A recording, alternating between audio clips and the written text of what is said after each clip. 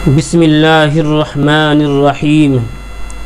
सवाल ये है कि अगर किसी बर्तन में कुत्ता मुंह डाल दे तो वह बर्तन किस तरह पाक होगा, यानी उस बर्तन को किस तरह पाक किया जाएगा, उस बर्तन को पाक करने का हुक्म क्या है। इसका जवाब ये है कि जिस बर्तन में कुत्ता मुंह डाल दे वह बर्तन 3 मरतबा, कितनी मरतबा, 3 मरतबा अच्छी तरह धो लेने से शरअन पाक हो जाता है। दलील क्या है?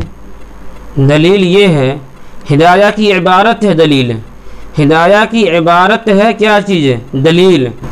वयग़सिलुल इनाअ बअद वुलूग़िही सलासन, और बर्तन को धोवे, कब धोवे?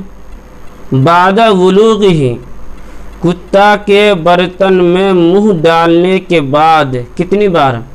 सलासन, 3 बार, 3 मरतबा।